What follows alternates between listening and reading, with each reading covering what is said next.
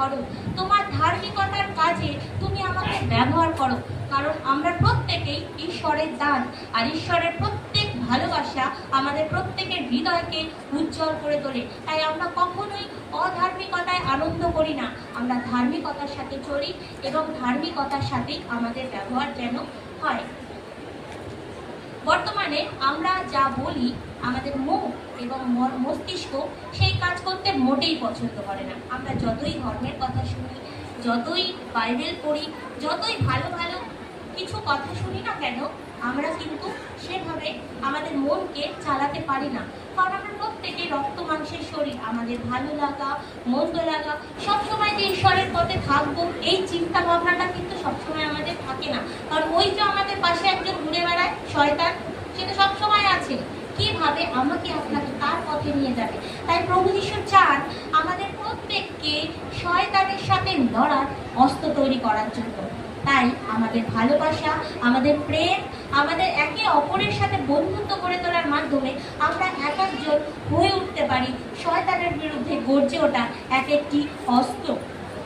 আর আমরা যে এই গুড ফ্রাইডের 41 দিন আমরা নানান রকম রীতিনীতি পালন করি, আমরা মনে করি খ্রিস্টানদের জীবনে যে এটা একটা মহা উপবাস পর্ব।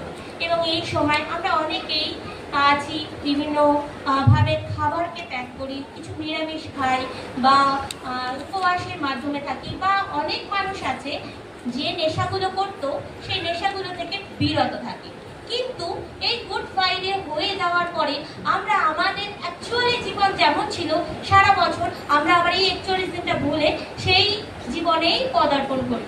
কিন্তু প্রভু যীশু এমন গুড ফ্রাইডে কখনোই চান না। তিনি কখনোই বলেননি যে আমরা আমাদের খাবারকে বর্জন করি। তিনি কখনোই বলেননি যে তুমি তোমার শরীরকে কষ্ট দিয়ে উপবাস করো।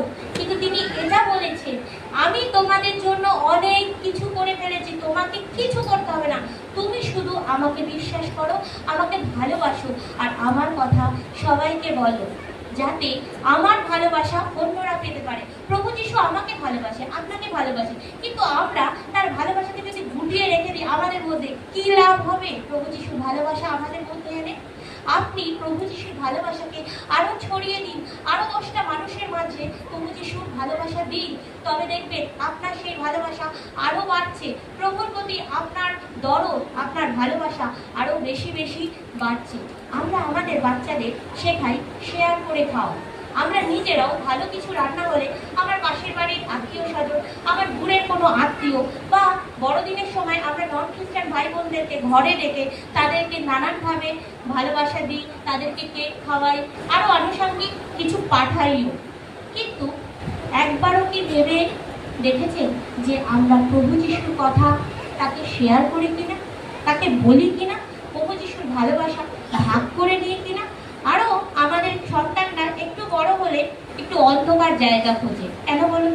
হয়তো এটা কষ্টদায়ক আমরা মা বাবা হিসাবে, কিন্তু সত্যি এটা আজকে আমরা এইভাবেই হারিয়ে যাচ্ছি। আমাদের সন্তানরা একটু বড় হলে অন্ধকার খোঁজে কিছু ভালো জিনিস শেয়ার করে খাওয়ার জন্য, তাদের কাছে ভালো, কিন্তু বাড়িতে বসে আমরা বাবা মারা চোখের জল ফেলি আমাদের বাচ্চাগুলো নষ্ট হয়ে যাচ্ছে বলে। সেই জন্য এই শেয়ারটা ওই অন্ধকারে গিয়ে তো আমরা যিশুর কথা শেয়ার করতে পারি না, অন্ধকারে গিয়ে ওই অবস্থাগুলো শেয়ার করছি, কিন্তু যিশুর কথা শেয়ার করতে পারছি না। খ্রিস্টদের প্রিয়জনেরা, আমাদের বাচ্চারা হারিয়ে যাচ্ছে ঠিক আমাদের কারণে। আমরা যদি আমাদের জীবন পর্যালোচনা করে দেখি যে সারা বছর আমি কতবার চার্চে এসেছি, কতবার যিশুর কথা বলেছি, কতবার বাইবেলটা পড়ে দেখেছি, কতবার যিশুকে একটু হৃদয় দিয়ে ডেকেছি, যিশু বাবার সাথে কথা বলেছি। আর অপরদিকে যদি আমি দেখি যে আমি কতবার কত সময় ধরে আমার ফোনটাকে ভালোবেসেছি, আবার টিভিটাকে ভালোবেসেছি, টিভির রিমোটটা নিয়ে হাতে বসেছিলাম, কতবার আমি পরচর্চা পরনিন্দা করেছি, আড্ডা দিয়েছি। দুটো পাল্লা যদি দুদিকে মাপা হয়, যিশু পাওয়ার জন্য করা কাজগুলো এতটাই নগণ্য হবে যে তার বলার অপেক্ষা রাখে না। খ্রিস্টদের প্রিয়জনেরা, আমরা আমাদের জীবনটাকে অবহেলায় নিয়ে চলেছি। প্লিজ আর নয়, গুড ফ্রাইডে আমাদের জন্য তখনই সার্থক হয়ে উঠবে যদি আমরা প্রভু যিশুর সেই কষ্টটা হৃদয় দিয়ে উপলব্ধি করতে পারি, যদি প্রভু যিশুর বলা কথাগুলো আমাদের জীবন দিয়ে পালন করতে পারি, যদি প্রভু যিশুর কথা আমি অন্য মানুষের সামনে তুলে ধরতে পারি এবং তাকে বলতে পারি যে আমার প্রভু শুধু আমাকে নয় গো, তোমাকেও ভালোবাসে। কারণ প্রভু যিশু কোনো ধর্ম প্রচার করতে আসেননি, প্রভু যিশু এসেছেন তোমাকে আমাকে ভালোবাসতে, আমাদের জীবন পরিবর্তন করতে। তাই কে রাম, কে শ্যাম, কে যদু তার জন্য নয়, প্রভু যিশু সবার জন্য এসেছেন। এই কথাটা আমরা যেন সবাইকে বলতে পারি। সত্যিই আর বেশি সময় আমাদের হাতে নেই।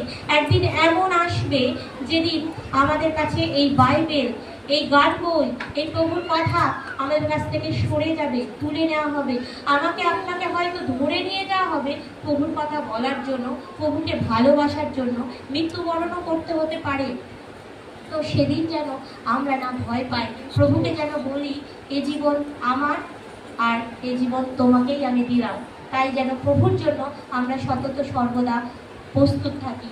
আমরা দুবেলা যিশু বাবাকে ভালোবাসছি, যিশু বাবার কাছে প্রার্থনা করছি, বাড়িতে বাইবেল পড়ছি, অথচ তার সৃষ্টির শ্রেষ্ঠ জীব আমরা মানুষ, আমরা একে অপরকে ভালোবাসতে পারি না, একে অপরের কথা সহ্য করতে পারি না। তাহলে কি হবে? প্রভুকে ভালোবেসে, শুধু বাহ্যিকভাবে ভালোবেসে সত্যিই কোনো কি আমাদের উন্নতি হবে? আমরা কি সত্যিই কোনো আত্মার ফল পাবো? কিছুই পাবো না। তাই অভুক্ত মানুষকে খেতে দিন, বিবস্ত্র মানুষকে বস্ত্র দিন, তবেই না গুড ফ্রাইডে আপনার কাছে পূর্ণ শুক্রবার হিসাবে ধরা দেবে। আমিন। জয় যিশু।